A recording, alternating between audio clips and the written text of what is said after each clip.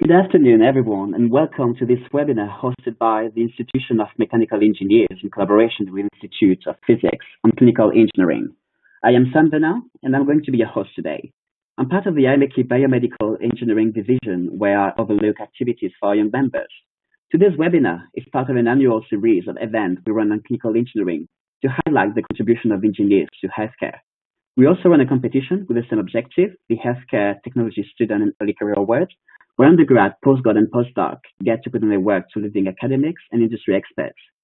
Within the Biomedical Engineering Division, we also organize lectures, conferences, and publish policy statements on bioengineering and its place in society. For example, the IMechE released 2 reports in September on how to improve healthcare technology adoption and how to train the engineering workforce in healthcare. If you'd like more information about these, the links in the description will take you to the pages of the activities I've just mentioned. But back to today's event. COVID-19 brought into perspective the work of engineers to meet the challenges brought by the pandemic. For example, they have been instrumental and still are in building and equipping the Nightingale hospitals all around the country, designing low-cost and easy-to-manufacture ventilator or building PPEs. All of these initiatives have been highlighted last Wednesday for the International Clinical Engineering Day to increase the recognition of the work engineers do in hospitals. Today, we will hear first from Alex Dickinson from Southampton University, who will tell us about the personal respirator he and his team designed to better protect healthcare staff working on the frontline. Their work has recently been recognized by the Royal Academy of Engineering's President's Special Awards for Pandemic Service for exceptional engineering achievement in tackling COVID-19 throughout the UK. But the engineering did not wait for COVID to start making an impact in healthcare. To show that, Marty Barani will, in the second time, walk us through a journey from academia to NHSX and will explain how engineering skills have been instrumental to our success all along the way. We will have a short Q&A session at the end of each one of their talk and a longer roundtable at the end of the webinar. But before hearing from our speakers, I would like to highlight that clinical engineering is quite a broad church, a very interdisciplinary one, as it is quite frequent that clinical engineers have a background in electrical or mechanical engineering, chemistry, math, or computing. Some of them also studied physics, and I would like to introduce Phil Marsden, chair of the Medical Physics Group at the Institute of Physics, who will present the initiative the IUP has put in place. Hi, Phil. Brilliant. Thanks, Sam. Hey. Good evening, or good afternoon, I guess, still, because it's getting so dark, everyone. So as Sam mentioned, I'm the chair of the Medical Physics Group Committee of the Institute of Physics, and it's a real pleasure to hold or to support this webinar on the activities. I know the healthcare engineers have been as active as all of the other disciplines during this time. But I'm going to tell you a little bit about the Institute of Physics, and not that this is not a sales pitch. This is why I think we all have to work together and have worked together within the last 6 to 9 months to develop, really have an impact on human health. Now, the Institute of Physics is a little bit strange in the sense that it's both a learned body and a professional, learned institution and a professional body. That is that the Institute promotes both the discipline of physics and also represents the physicists, so the career, the vocation, I guess, for most of us. So within the Institute, there's obviously the promotion of the subject of all of the many disciplines of physics, but also like the IMechE, it's also an institution that lobbies government, that lobbies funding councils, and make sure that we're all working in the right direction. Now, there are a number of special interest groups within the Institute of Physics, and in fact there's about 53, and the Medical Physics Group is one. Now, most of these special interest groups are around, say, scientific topics such as magnetism, surfaces, accelerators, nuclear physics, and the Medical Physics Group is one of the few cross-technology groups within the Institute, and it's really one that can bring technology, let's say, to the fore, and then we look to our engineering colleagues to actually integrate this into systems. So as a group, we organise meetings and events around medical physics, and we hold events on technologies, so things like computed tomography, magnetic resonance imaging, PET, SPECT, ultrasound, ophthalmology, laser surgery, that kind of thing. We also have events on healthcare needs like the treatment of cancer, early diagnostics, and we also hold a flagship meeting every year which focuses on the technology transfer to clinical practice. And obviously for all of us, that's incredibly important. It's kind of the measure of our success as healthcare engineers and scientists. And the group and I mostly see my role as being one to encourage people in healthcare science and engineering to ensure that we link up the members of the learned bodies and institutions and ensure good networking. And you know, now it's never been harder, and it's never been more of an opportunity than at the moment. So I think it's our responsibility to link up organisations like the IMechE, the Institute of Physics, British Institute of Radiology, the British Nuclear Medicine Society, IPEM, Royal Academy of Engineering, etc., to deliver into this. And well, I just want to draw your attention to some meetings that you might find interesting that are coming up for the end of this year at the Institute. And I probably talked so long, so just want to encourage you to get in touch with your colleagues, message me on LinkedIn or through the Institute of Physics website if you want to know how to get more involved in the technologies, or if we as a sort of helping institution can help out with what you are. So I hope, I wish you a great webinar. Thanks, Sam. Thank you very much, Phil. And so it was a pleasure having you during your events on clinical engineering, because the work the IOP does is very helpful and creates a lot of synergy with what we're doing. So it was a pleasure to having you.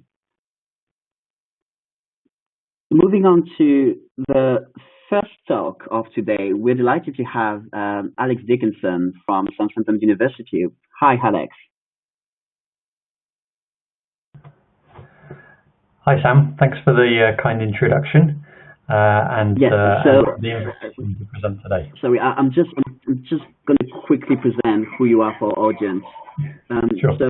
So Alex is an associate professor at the University of Southampton. He's a mechanical engineer with 14 years experience in biomedical engineering. He's starting to work in industry with Finsbury Orthopedics in hip arthroplasty, preclinical analysis and testing. And he now lectures engineering design and computing and research the mechanics of prosthetic limbs, how they interact with the body and how they are designed. He had the Royal Academy of Engineering Research Fellowship up to 2020. And he is most motivated by multidisciplinary work with clinicians, health scientists and industry, aiming to deliver research that is relevant to service user and technologies which are fit for purpose. Alex sits on the board of the IMechE's Biomedical Engineering Division, and he's an associate editor at the IPEM journal Medical Engineering and Physics. And he's also a STEM ambassador. So yeah, again, Alex, we're very pleased to have you. And yeah, over to you. Thank you, Sam.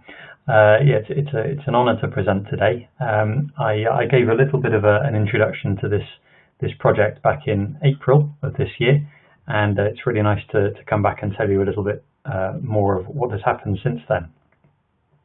So I'm going to cover an intensive development activity, which is really similar to the first design assessment that we give our first year mechanical engineering students in Southampton.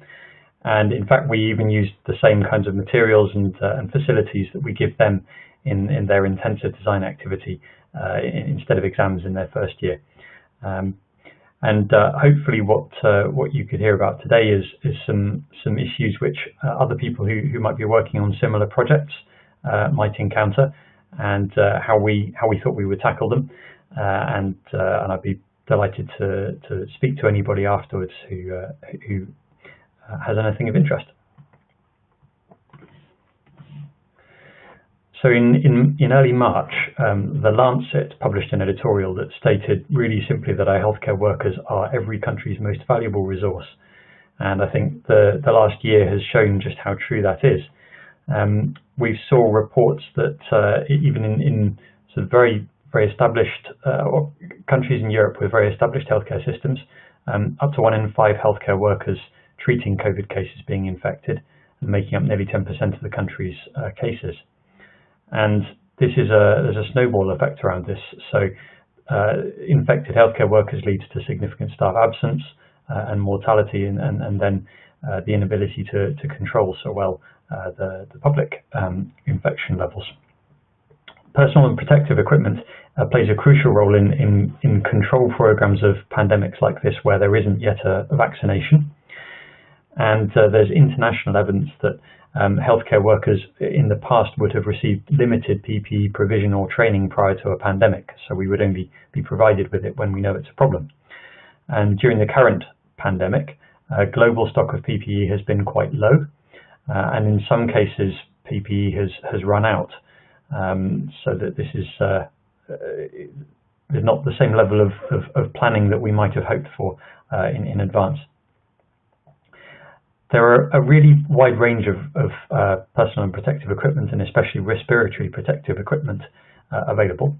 And the majority of healthcare workers in NHS hospitals have been using mask-type respirators, which have a filter which filters the air that is breathed in and provides some protection.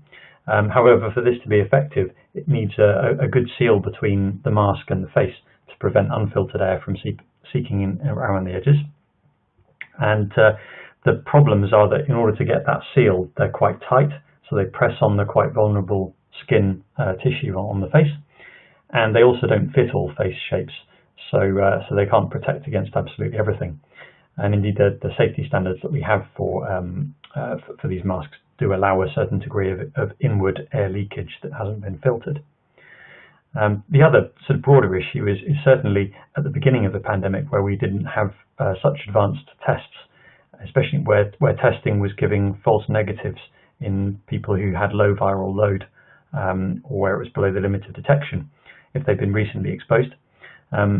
You may have ended up with infectious patients receiving care on wards where no PPE is being worn, which is clearly a particular concern.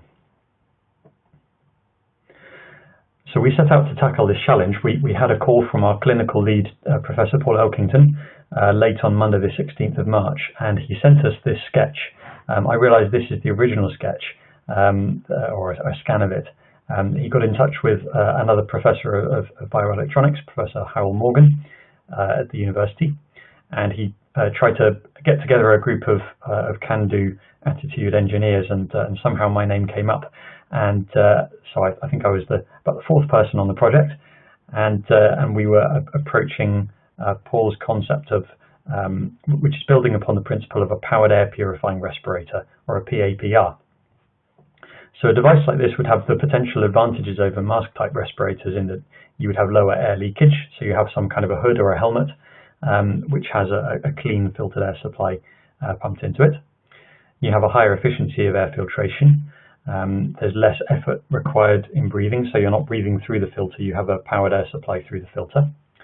You also have a lot more protection to the face from splashes or fomites, and the hood also prevents the user from touching their own face inadvertently and infecting themselves with from surfaces to the face via the hands. Other potential benefits of this approach would be that the users wouldn't need to spend time changing masks and PPE between patients, which can potentially impact their clinical efficiency. And so the main issues, though, are that very few of these things were commercially available, and they are rather expensive. So the point I'm hinting at here is that we didn't invent the PAPR at all. You could, in principle, buy these certainly before this year. You couldn't buy enormous numbers of them in March because, understandably, they went into very high demand. So we set out to see whether we could develop a low-cost and readily manufacturable version of this device with the fewest and simplest manufacturing steps possible.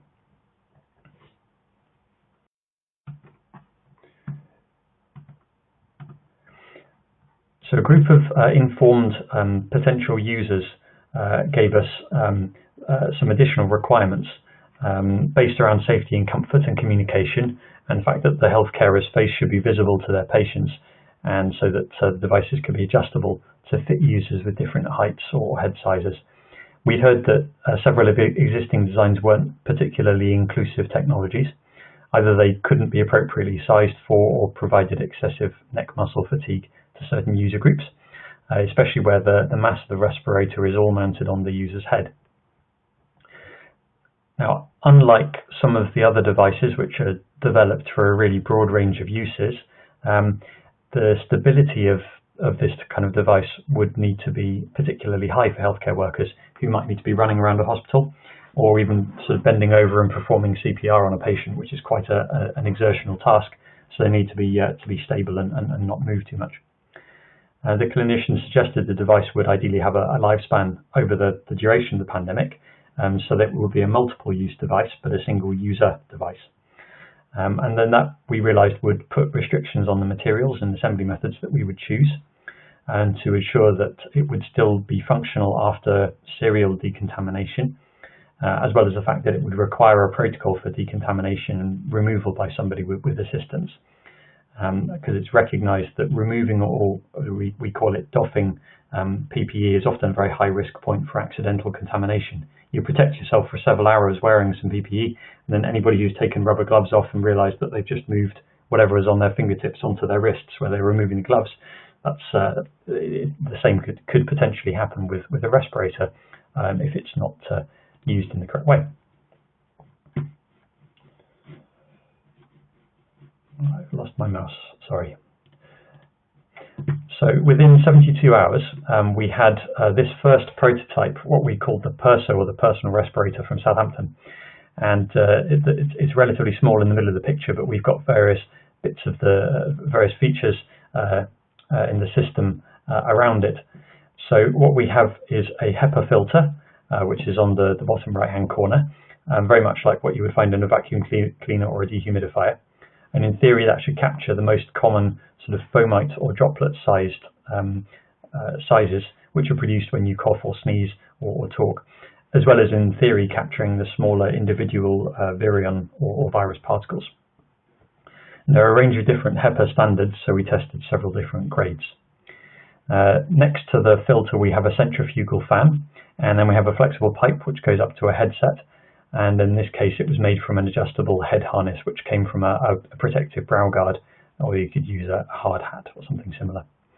Top right, we've got a Tyvek lab coat, which, if you were to zoom in on the photo, you could see has the cutting pattern drawn on the back of it, and then that is sewn up into a protective hood, and it has a sheet of transparent PVC for a visor. And then we designed several universal 3D printed connectors so that we could interchange the components due to availability, or for different hoods to be used with a variety of different protection levels for different users. We put the assembly into a runner's belt bag so that you could wear it around your waist, and the total mass was 1.4 kilograms. So we got the brief and that sketch on, I think, the evening of Monday the 16th of March, and then by Friday the 20th of March, we were in University Hospital Southampton showing this to people, and their feedback was, we probably need 10,000 of these. So for something that we felt we'd rushed together over the course of a busy week, it was obviously having some impact. So we pressed on and we produced this second round prototype within another week. We used a more customized headband that was developed with the help of McLaren Racing Limited. And we changed various other things, including an updated hood from Kemp Sales. Obviously, down here on the south coast, we realized there was a limitation to my skills with a sewing machine, despite the other things they teach you on an engineering degree. But we have a great range of sail makers nearby, so we contacted a few of them, and Kemp Sales took up the challenge and produced us some wonderful, far higher quality hoods. And then this device went on to some pilot user feedback and preliminary tests at University Hospital Southampton, which I'll talk about shortly. So one of the hardest messages that we found to sell to our undergraduate design students is the value of design and development iterations, and the fact that the first solution is very rarely the one that you end up using. And I don't think a single part from our first prototype was used unchanged on the final tested device. And this is the result just of our hood, the design iterations over the first 2 weeks. So there were 9 iterations to this. The first ones on the left-hand side are made from flip chart paper. We then moved into roofing membrane, then this Tyvek lab coat fabric, and high-performance spinnaker cloths. And then we eventually ended up working with this roofing membrane type material.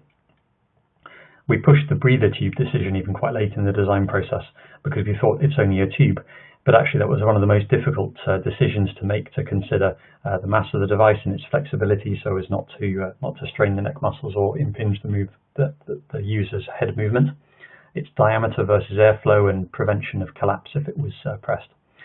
So everything turned out to be a bit more complicated than you might expect. So the next stage was to start seeing whether the device would actually work. And we weren't set up as a full testing facility. Remember, at this stage, we're only just over 1 week into the project. But we did conduct some representative preliminary tests. We mentioned that we didn't invent the PAPR concept, and that's evidenced by the fact that there's a 22-year-old British standard for testing these devices. It's very extensive, and it includes a really wide range of quite complicated tests requiring expensive equipment that we might not have been able to get hold of in the short timescales we were working on, and potentially we would never use again. So we had to take stock and realize that we're trying to produce a prototype instead of a product at large scale. And we decided to focus towards the prototype and then get help to develop it further with other people with better resources. And that meant that we needed to prioritize the tests that we would conduct initially. So on the top right, you have the airflow rate, or filtered air supply flow rate, which is a really key item. You then have other sort of lower importance factors like visibility, and then other things like flame resistance. The important thing is this is a general standard for all kinds of powered air purifying respirators used in more than just biological hazard scenarios. So you have them in spray painting or welding. So not all environments are going to show that same exposure risk to flames. So we prioritize the respiratory protective functionality and usability, not to ignore the rest, but just to prioritize these to prove the concept. So these are some snapshots of our first tests. All the respirators, the mask respirators and so on, are currently given qualitative fit testing, where quite a bitter tasting fluid is sprayed in droplets near to the user's mask, and then they're asked if they can detect it, because these droplets correspond with the size of the fomite droplets that come out when you cough or sneeze. And unfortunately, this is covered with a positive spray test under the visor hood, as I discovered as one of our early guinea pigs, just to check that the person wearing the device can actually detect the taste. Secondly, we tested the device's filtration efficacy in a similar way to how you test filtration of air sterilization environment in operating theatres. So placing an agar growth medium plate inside the hood and outside the hood, and then exposed the one inside the hood to 1 cubic meter of airflow, and then you clear them and incubate them. And it's not dust on your screen. You can just about see on the control plate on the right hand side there are 10 small specks, which are colony forming units, and none on the test plate that was inside the hood. So this is giving us some confidence. More important, we thought, was to start speaking to users. We had extensive user feedback regarding comfort for skin health and temperature, and actually just a greater feeling of safety wearing a device like this than a mask. Easier communication than through a mask, except for scenarios like hearing particularly weak patients speaking, or for using a telephone, because the ears are covered in this case, and obviously there's a little bit of noise from the fan. We were advised that an off-ear hood design might also assist with using a stethoscope, especially for nurses who are working on wards where patients aren't on monitors. Actually, one of the most common items of feedback from users and patients and their family members was that being able to see the wearer's whole face was particularly reassuring. In the fast-paced environment of March 2020, now with a bit of confidence that the hospital would make some use of these, we set out to try and secure some stock. And by the end of the month, we bought all of the HEPA filters in Southampton's John Lewis store, all of the fans to our specification from RS, runners' backpacks from across the city, and we even tried purchasing the 200 remaining respirator hoods we found from UK suppliers.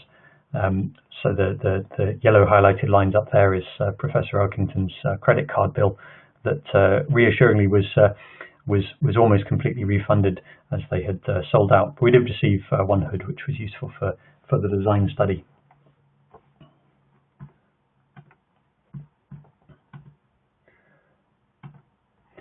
Now, while we developed a prototype which passed some preliminary tests, it's important to note that this wasn't a product. And moving from an established healthcare PPE device to a new system always requires careful risk evaluation. And this prototype wasn't tested or approved for use fully, and the presented tests that I've just shown are quite short term. So the next requirement was to identify the device's duration of safe and effective operation.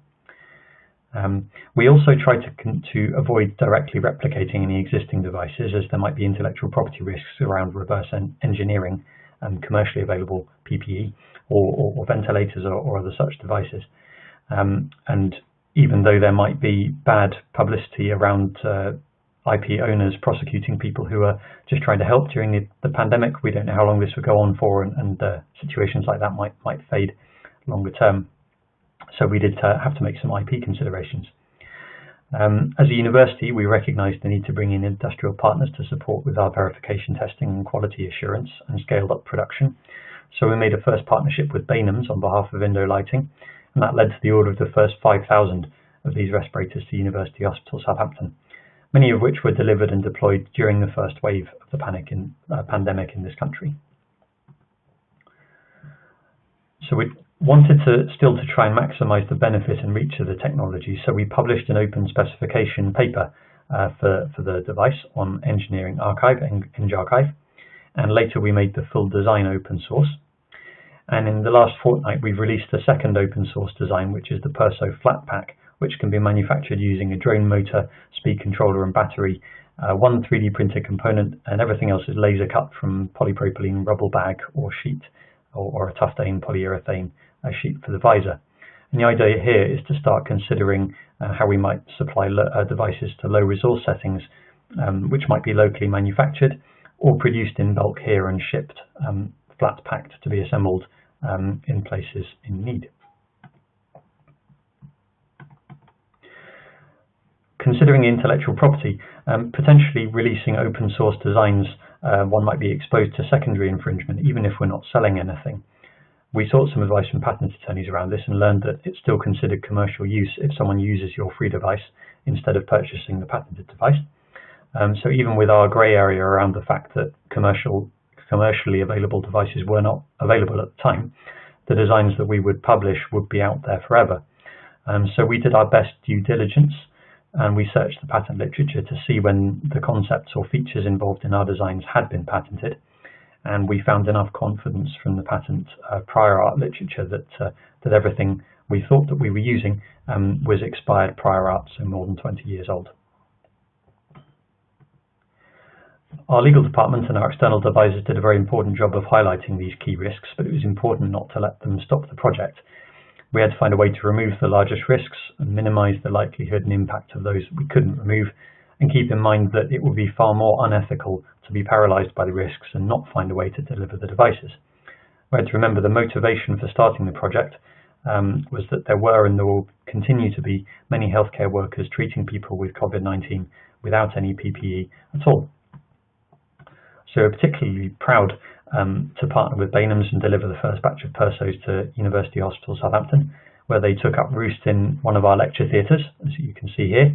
And the first in-use PERSO, shown here on Prof Elkington, is the stethoscope-friendly off-ear hood design, has now been approved by BSI and HSE, and we're continuing to lobby for their wider availability in the NHS, while we're using very generous donor funding to support the development of the PERSO Mini for staff and residents of care homes.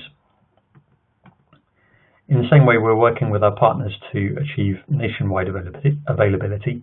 We've also begun the follow-on PERSO DW project for users in the developing world or other low-resource settings, and we've recruited a larger team, and we're keen to hear from international non-governmental organisations who might support with this.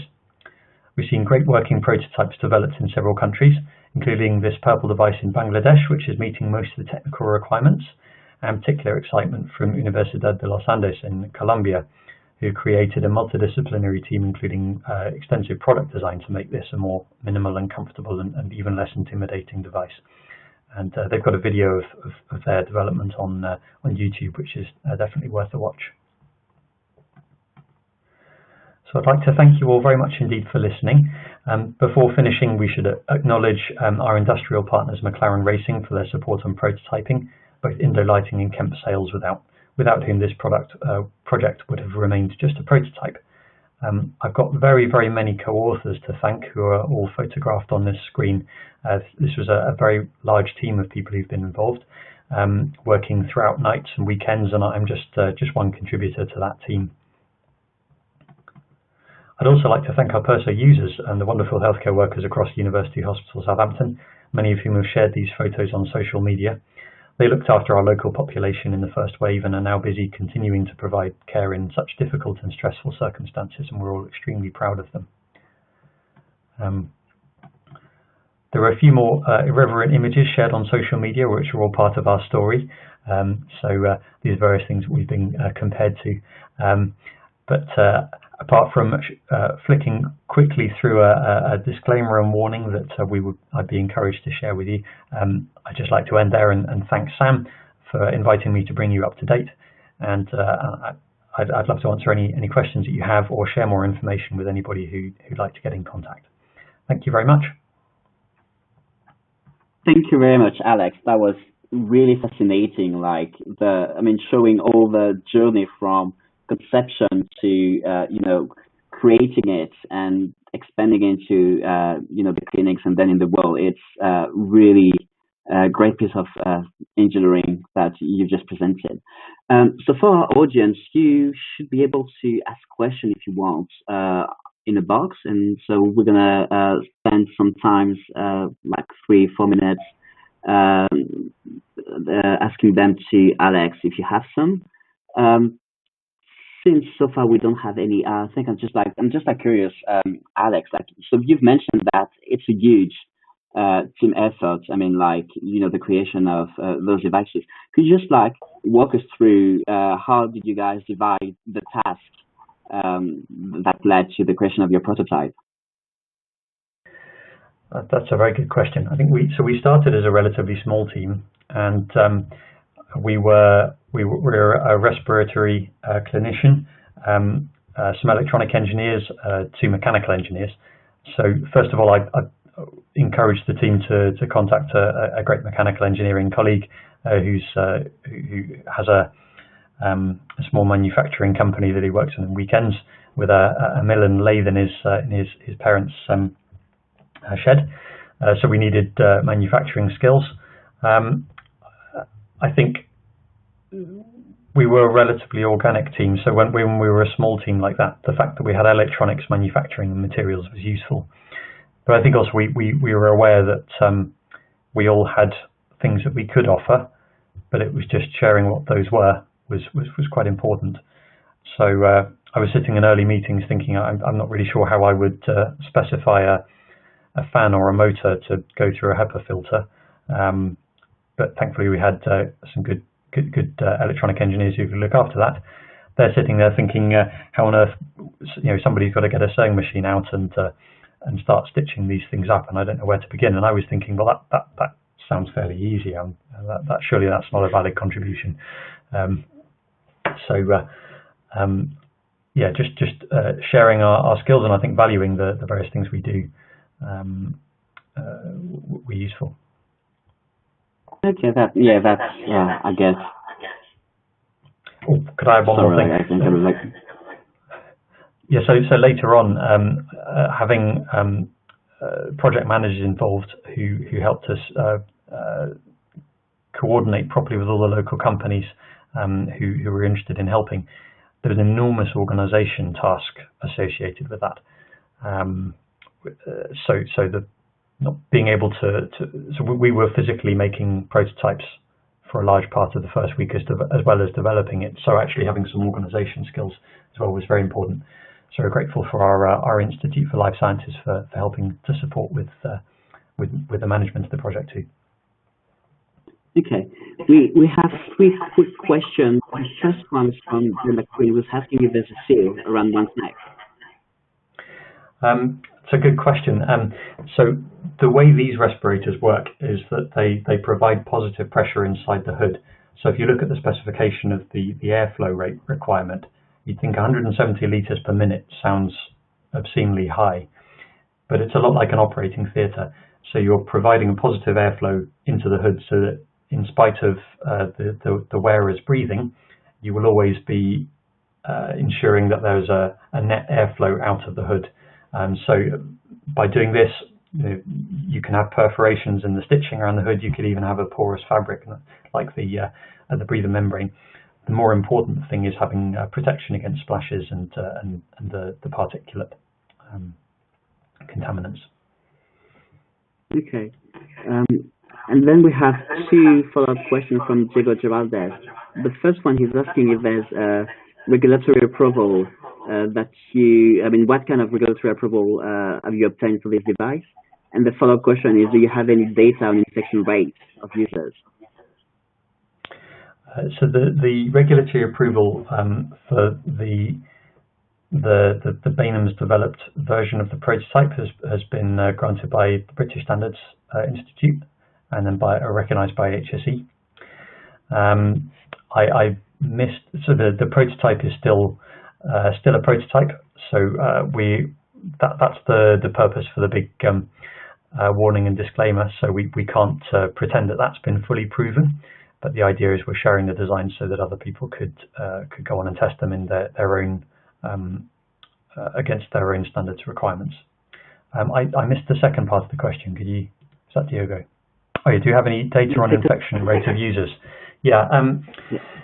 So we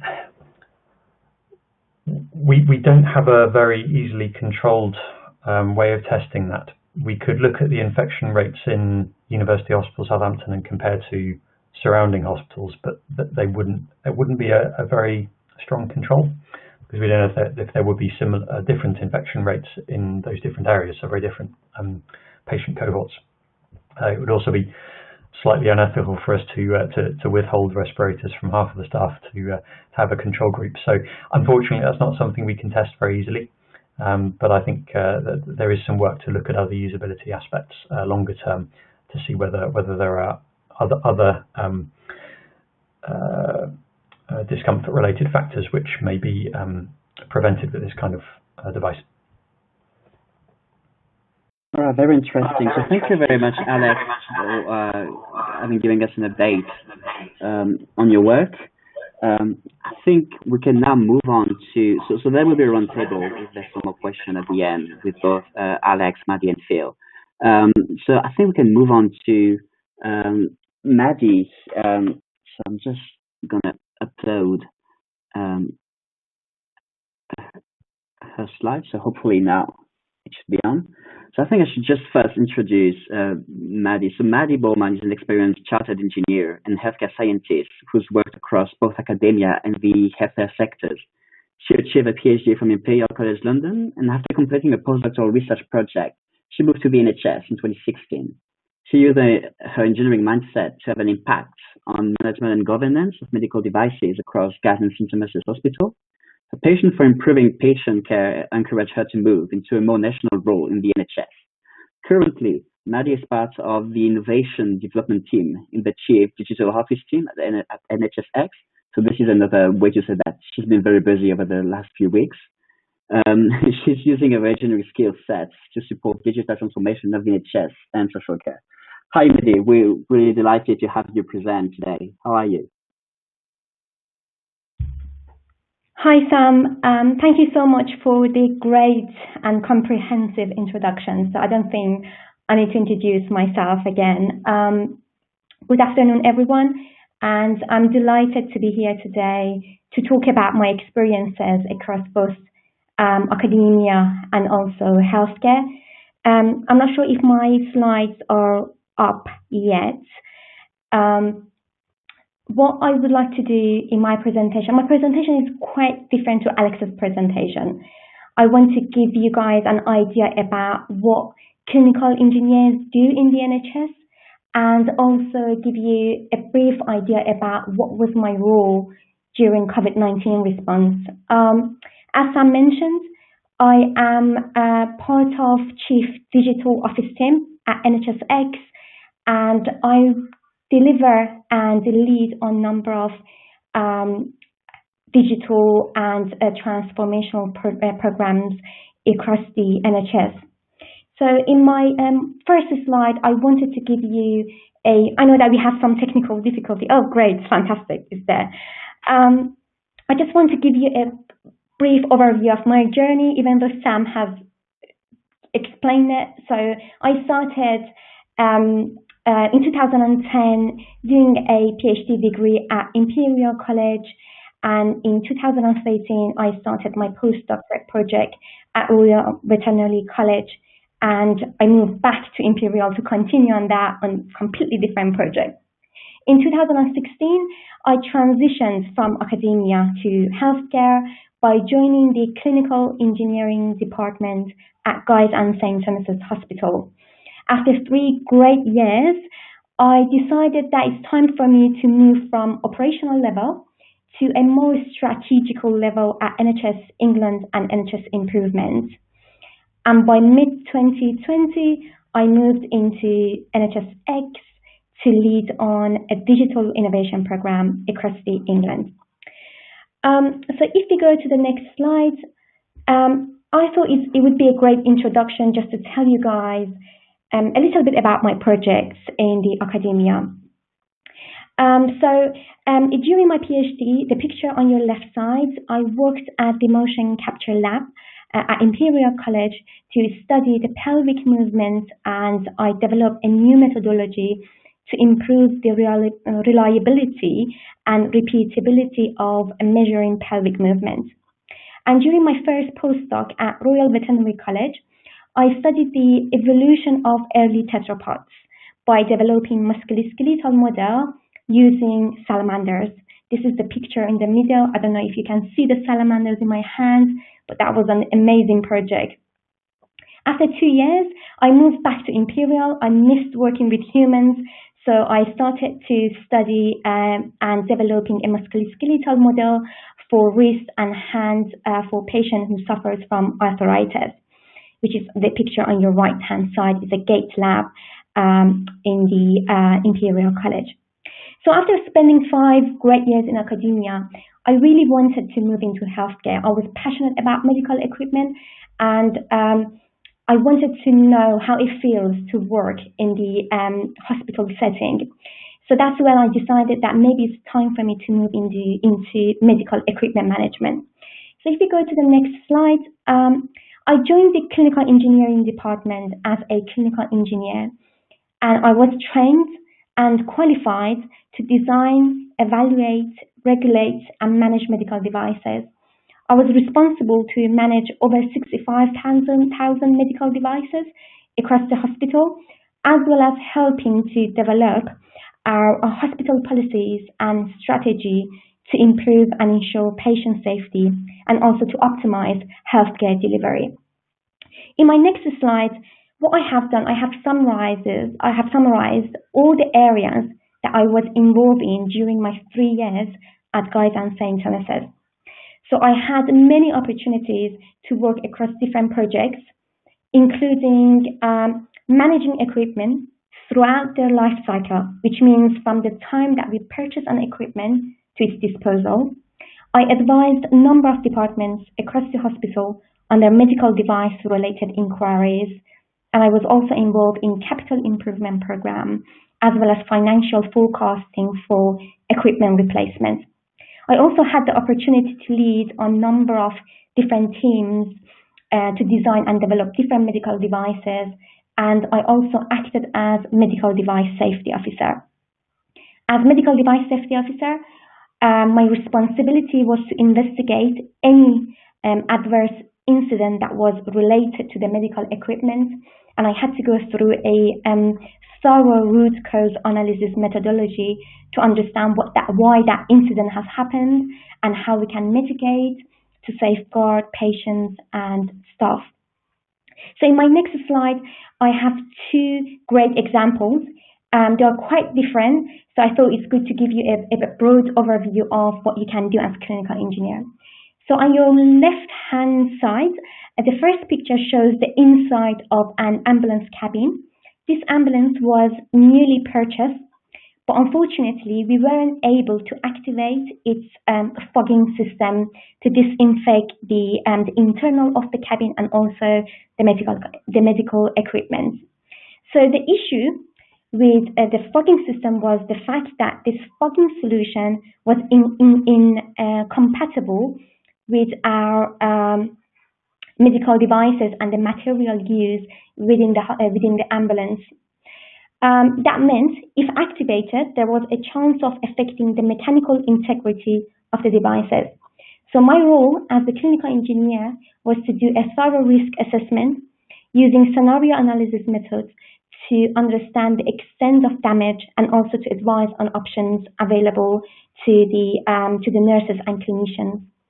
This was a 4-week project and required a lot of collaboration with manufacturers and getting to know a number of different standards, as well as getting familiar with chemical solutions and their compatibility with different materials.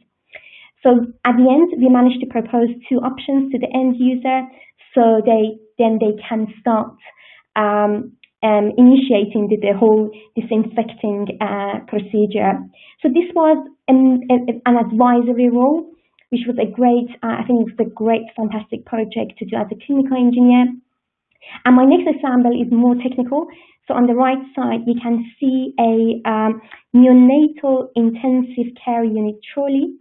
This was used to transport newly born babies between different departments or hospitals whilst the baby was in the incubator. So there are around 10 medical equipment on that trolley, which all of them require constant battery supply. And the issue with our trolley was the fact that we only could provide 3 hours of battery supply. So what I did, I gathered a team of electrical engineers and mechanical engineers to prototype a new trolley with a newly designed power supply of up to 16 hours. After 3 months, we managed to develop our prototype and we managed to commission it into the service, which was fantastic. It was successful, and we managed to expand that to 4 fully functioning trolleys across the hospital. This was a great example of how, as clinical engineers, we can make an impact on the delivery of care and how we can uplift the pressure from our nurses and from our clinicians so that they can redirect their attention to patient care rather than focusing on malfunctioning equipment. So whilst I was working at Guy's and St. Thomas's, if we can go to the next slide, I also did a training. This was a 3-year fully funded scientific training program. So anyone who's interested to become clinical engineers, they can go to a National School of Healthcare Science to get some idea and some information about how they can join this program. It's a great, fully funded training program which allows you to get the technical knowledge that you need to work as a clinical engineer, and also it will also give you a great leadership development as well. So after finishing the training and working at the operational level, it was time for me to move again. So after spending 3 years, I moved to NHS England and NHS Improvement. Just to shorten it, I will say NHS EI. So NHS EI is the headquarters of NHS, and it is responsible for commissioning different services across the NHS organization and also managing the financial side of the NHS. So during my time at NHS EI as the engineer, I led a project on commissioning point-of-care testing devices into pharmacies across the London region. The aim of my project was to screen and diagnose patients who suffer from sore throat or urinary tract infections in their nearest pharmacies. And so the main important benefit that we were trying to realize based on this project was to minimize the unnecessary prescription of antibiotics by using a proper diagnostic tool. So if you go to the next slide, the exciting part of my project was to start a business case from scratch to help and secure the right funding so that we can spread and scale this amazing innovative idea across all the pharmacies in London region. So it was my first experience as an engineer to start writing a proper business case. As part of the business case, I have also had to develop a new patient pathway so that we can capture the patient's journey from the time that they call either NHS 111 or their GP to the time that they get referred to the nearest pharmacies to get tested and either to get prescribed with antibiotic or to get sent back to their GPs with some guidance about how they can manage their symptoms. Whilst I was doing my day-to-day job, I was also selected in my next slide. I'm just going to give you a brief summary of what I did besides my day-to-day job. I was selected as the Chief Scientific Office WISE Fellow. So this was a leadership program that was developed by CSO Office in NHS England in collaboration with Women in Science and Engineering so that they can develop the next generation of female leaders within the NHS.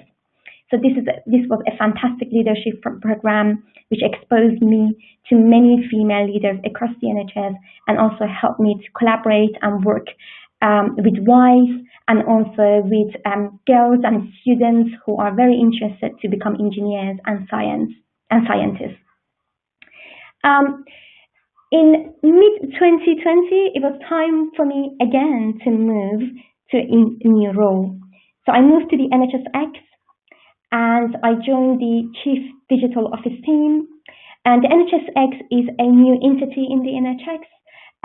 It started in 2019 and it is leading the largest digital health and social care transformation program in the world, with investment of more than £1 billion a year nationally.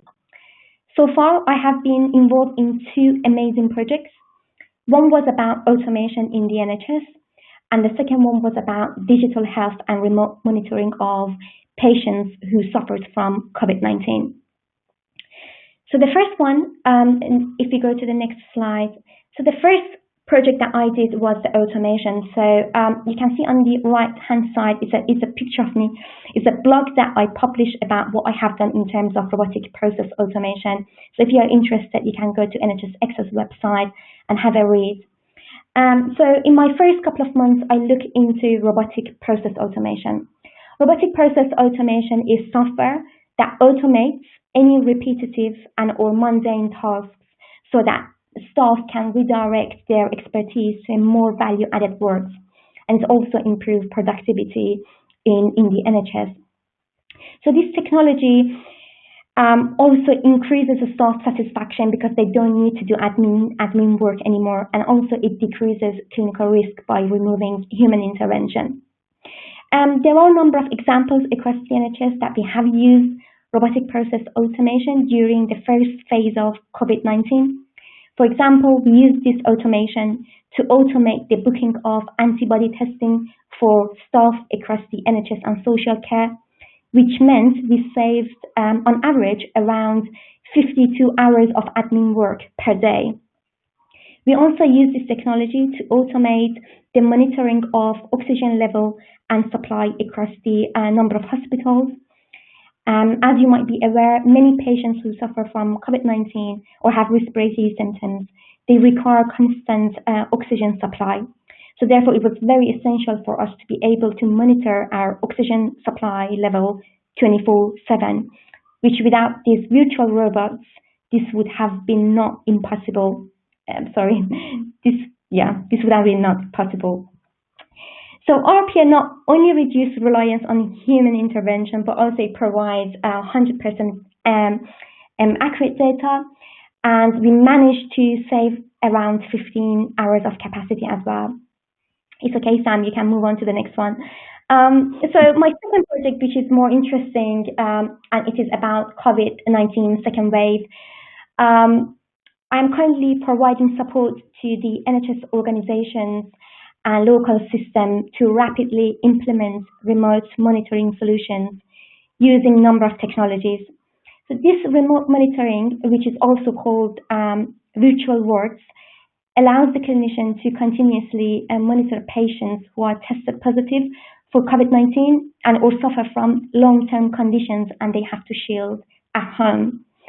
The digitally enabled virtual wards ensure that we continuously monitor these patients who are getting worse at home so that we can provide them the right care at the right time. So to better understand what I have done in the next slide, I've included our digitally enabled virtual wards, the flow chart for the virtual wards and how it works. So at the first step, when a patient gets tested positive for COVID-19, they will be sent a smartphone or tablet with a digital solution already downloaded. Then on a daily basis, the patient input their vital sign using the provided medical devices. And if at any time a vital sign is below the national threshold, then the patient will be flagged on the system and the clinician starts preparing to admitting that patient into the hospital. So this is a great project and we are currently focusing on North, specifically Manchester and Lancashire, so we know that how much they need our help. And currently we have more than 400 patients on board with these licenses and these virtual wards, which is a great improvement, and we are hoping to be able to roll out these digitally enabled virtual wards to other areas across England. So as the last two slides, I just want to share something with you guys about the essential skills that can help anyone throughout their career progression, and how as engineers we can always use our skills to adapt to the new role or to the new environment. I have summarized some of these skills such as project management and time management, being able to network and collaborate, and the most important one is just to build your resilience. And as food for thought, my last slide, I'm going to leave that with you. It's just a road to success, and this is of my idea of how you can achieve your desired outcomes. So always concentrate on your strengths and know your professional and personal values, and seek to learn and always reflect on your learning. We don't learn from experiences, we always learn from reflecting on experiences. And finally, share your knowledge. Knowledge is power as long as it is shared. Thank you very much for listening to me, and I'll hand it over to Sam. Thank you very much, Nadia. This was really a brilliant presentation, just like going through your whole journey. I particularly love the beginning with all the biomedical research work, the biomechanical work you've done. Especially the picture of the salamander was like one of my personal favorite. Then moving on to working for devices, Gas and Streamers Hospital, and now working at NHS. Is there any when you started this, like, did you have any idea that you would like move from research to where you are now? Like, could you picture yourself working with? Because I guess when you started, digital tools were just like maybe in their infancies, and now, I mean, we've seen obviously with COVID and all your work you're doing, that they're very present. Like, could you picture yourself doing basically what you're doing now when you started your journey? Absolutely not. So I thought my plan was to stay in academia, and I thought that's where my strengths are.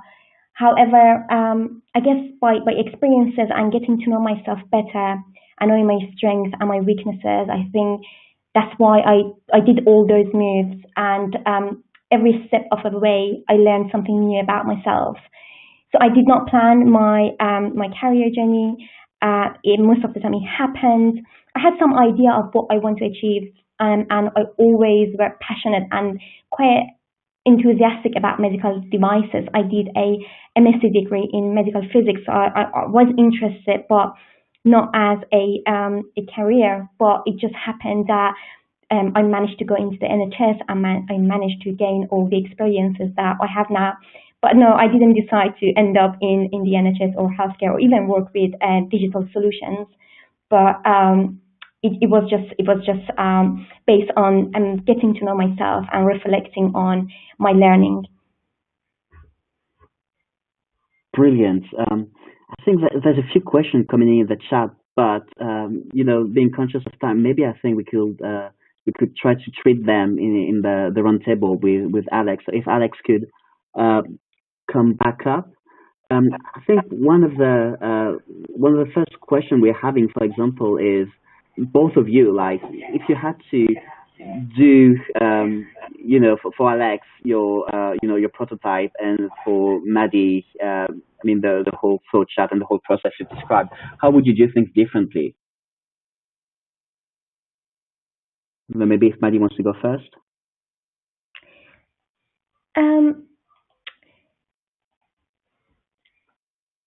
One thing that I would have done differently, I would say, I think collaboration and networking is something that is very, very important, and working on interpersonal skills as well. These are the things that I did not start when I was in academia, and as I gain more experiences, I get to know that these are the very, very important factors for my growth, not only professional growth, also for my personal growth as well.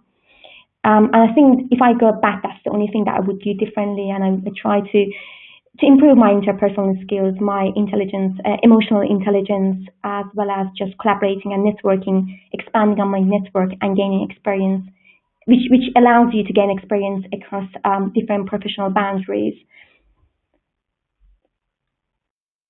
Okay, Alex, do you have any kind of similar reflection on your prototype? More or less what Maddie just said, actually. That was a brilliant answer. So I think perhaps we could have brought in some of those partners a tiny bit earlier. I wish I'd called the sailmakers a little bit earlier. I think that things like that might have just got us going a little bit faster. I think having the confidence to press on with things would be the other thing I'd change. So I'm a born warrior. I think I've inherited that from a paternal grandmother, and worry about everything. I think having a pessimist on your project like this is extremely important. I think as mechanical engineers in particular, we're often very practical and very positive people, but you need some people on the team to think about all the ways it can go wrong, and especially in a development like this where we need to sort of design by failure modes and design around them. You need some people to worry, but I think not worrying so much that it slows your progress is perhaps the thing I learned in the last 7 months.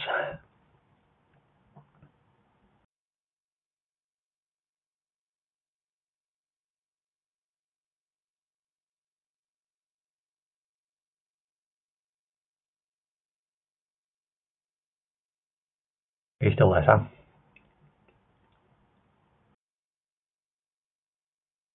This is Phil. I think Sam may have dropped off. Curiously, he appears with me in our internal chat. So maybe I'll pick this up a little bit until Sam returns, if that works. I guess can I ask you? I can be rude and actually skip the questions because there's a long list. I will come back to that. But you've both talked about some very changing times. How are the pressures of time, and especially you, Alex? You were there at the beginning of the pandemic. You said you were worrying, but did time, the pressure of what was going on around you influence you? Time pressure right at the beginning was an extremely good motivator, I think, because we had a very close partner who was coming back from the wards at the end of the day and was telling us about how things were progressing. We realised we had some quite privileged information that a lot of the public didn't have, and that motivated us to work extremely hard. I think for me the challenge really was probably about 2 months in, when we realised we were the only way to proceed with it was to let go of it a bit. And actually, in those first couple of weeks, everything was so up in the air, sort of countrywide, that people. I was supposed to be on honeymoon as well, so I had a relatively clear diary for 2 or 3 weeks. But I was able just to concentrate on this and get on with things. So it gave me something to focus on while everybody else was working out what to strip out of their offices and take home. But after a couple of months, realizing that I wasn't going to be able to carry on doing this forever, and my management's generosity to let me concentrate on this for a while would have a time limit. I needed to be able to return to business as usual, prepare for trying to deliver what we do for our students in a different way, which picked up a month or so ago, and to carry on with all my research projects, and not let those partners down. That was actually the hard thing. Letting go of it a bit was difficult. Yeah, I mean, we've all faced a lot of pressures. So I will get back on the script now, because we have a question, and I'll throw this at Maddie, which is about how long does it take to get some of these technologies into the NHS. So Maddie, you've seen it from the other side. Obviously, there's a huge healthcare challenge. You need the solution tomorrow or yesterday, maybe. How is that balanced within the NHS? Absolutely. So in terms of implementing these solutions, I would say the COVID-19 was, in a way, a blessing in disguise, because it helped us to prioritize and accelerate the whole idea of how we can introduce innovation and technology into the NHS. So, for example, for COVID-19 wave 1, the virtual wards, we managed to implement those solutions within 4 weeks. And now the support that we are offering to all the regions across England is a 4-week support. So we can actually implement all these solutions within 4 weeks. And for some hospitals, it only takes 1 week. So it's quite a very accelerated and rapid introduction of these technologies. And if we didn't have COVID-19, then none of these barriers would have broken down. But yes, I think this is something that we have learned from COVID-19, and hopefully we will continue after the pandemic, so we would be able to introduce all this technology and advancement to the NHS. Excellent. I think Sam may be back with us. Sam is there. Yeah, exactly. Sorry, I mean, this is the risk of running this type of webinar. You're always at the mercy of your internet connection. Sorry about that. I mean, well, trying to chip in now. So I don't know if you guys have covered this, but a few questions we've had were about, either students or current engineers working in non-biomedical fields like oil and gas, for example. Do you have any advices, both of you, if Phil wants to chip in as well, on, how to get involved with, this type of projects, both if you're, being a student at university, or if you're already a working engineer, but in a different kind of field?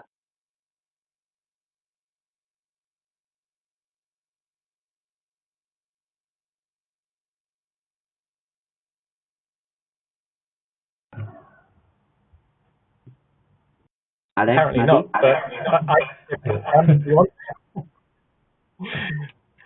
I think I'll speak first, and because I think Maddie should have a story here. She started in medical physics and now works in something quite different. But certainly my experience in the medical device world is I see people who come from a huge ranges of different engineering, from people who come from electronics engineering, who come into even get involved in surgical devices. The good thing about a strong background in engineering is that, or science, is that you can, you have the foundation to go where you want. I see healthcare engineering very much like it's like like a pinball game. Certainly my career, I'm a semiconductor physicist. How I ended up in medical device engineering is a complete mystery to me. But that's what you see, and I think it means that we have a much more rounded community than those who've just followed the single path. Maybe others want to comment.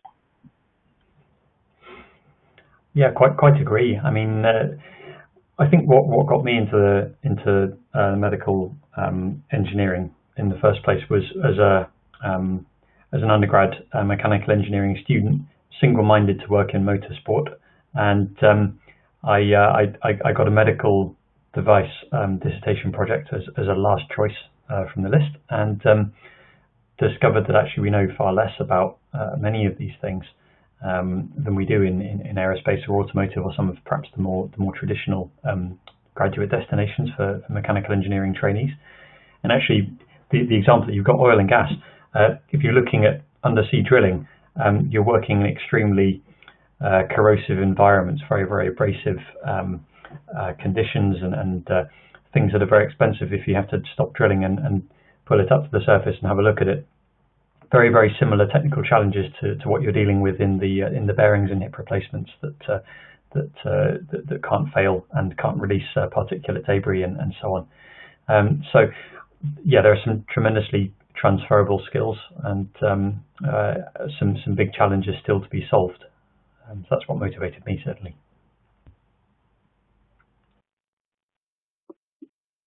If I can chip in again, Sam, the question's about how do you get into the front door, and I think actually I think you had a slide there, Maddie. It's about resilience and persistence, and I'm not sure, you know, when I've hired mechanical engineers, I'm not looking for mechanical engineers who have a background in medical devices. I'm looking for someone who has a wide range of skills. I think it's probably no different to any other industry, and I've worked in a few in difficulty in getting positions.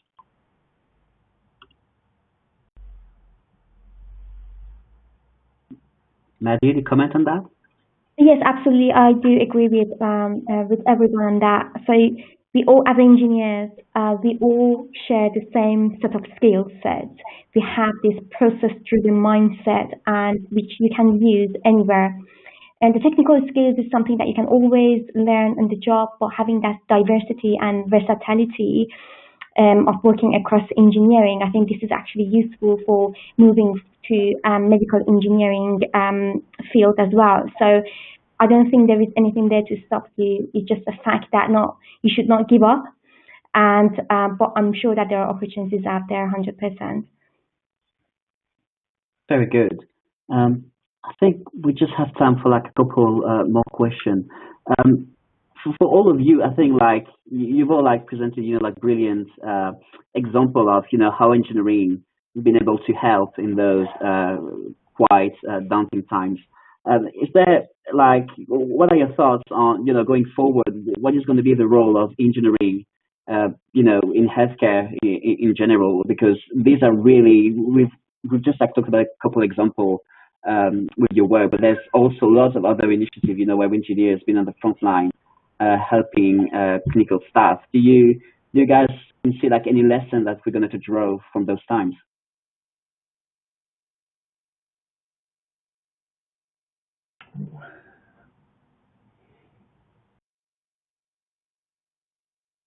I think the main lesson that we can take from the experience that we got from COVID-19 is that we can all work within multidisciplinary teams, and it is quite vital and important for us to be able to share our knowledge, to be able to work across other teams and individuals with different skill sets. I think that's one thing that came out during the COVID-19 in terms of clinical engineers, because clinical engineers are they are kind of counted as minorities. It's a very small group of individuals. But this pandemic helped for clinical engineers to work across different areas, across different professional boundaries, and being involved in every different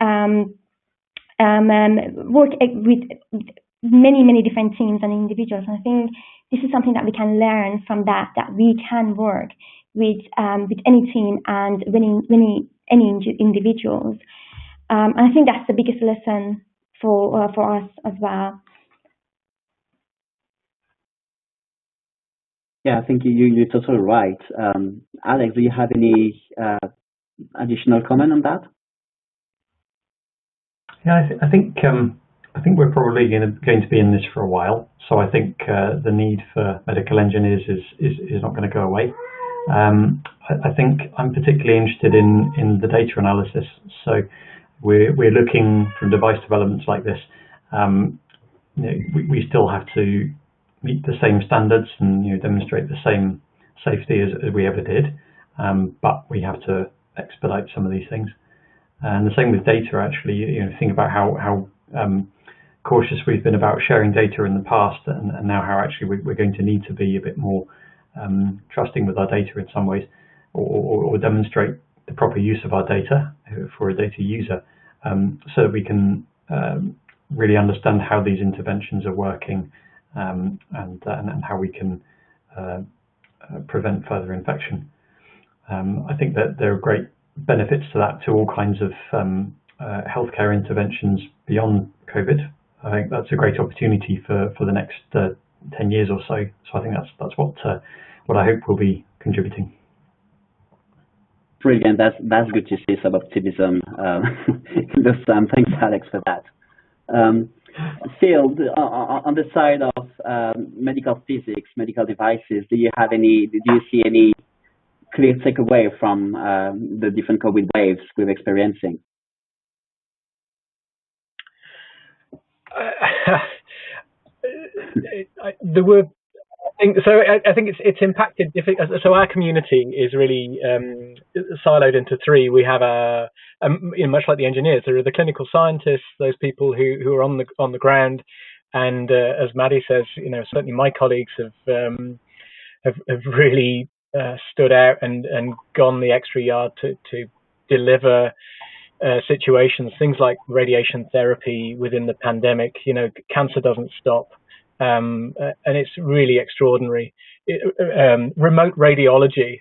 I don't know how they managed to do that on low resolution, poor color depth screens. And on the other side, on the medical device side, we've the companies that we're working with, clinical trials have gone completely sideways. In a landscape, of course, where the Medical Device Directive was supposed to make this transition this year. So I think there have been pros and cons within certainly the medical physics world that I'm aware of. But I think there's been a lot of positivity, as Maddie says. So may that continue. Maybe we learn from that. All right. Well, I guess that's a brilliant ending word for today's session. So I want to thank really sincerely all of the speakers, because I know that these are very busy times. I mean, Alex, you're doing your research, you're teaching, moving online. Maddie, obviously, you're dealing with all the ways we're in, and you're also very busy with your day-to-day work and all the activities you're doing on behalf of the IOP. So I really want, on behalf of all our audience, to thank the three of you for having taken the time to talk to us about clinical engineering today. If you're interested into engineering, clinical engineering in particular, don't hesitate to get in touch with us. You have some link on the page you're at. Otherwise, just visit us, visit our website, or just send us a message on Twitter or LinkedIn. We're quite active out there. We'll get in touch with you with some of activities on behalf of the IMechE. Thank you very much.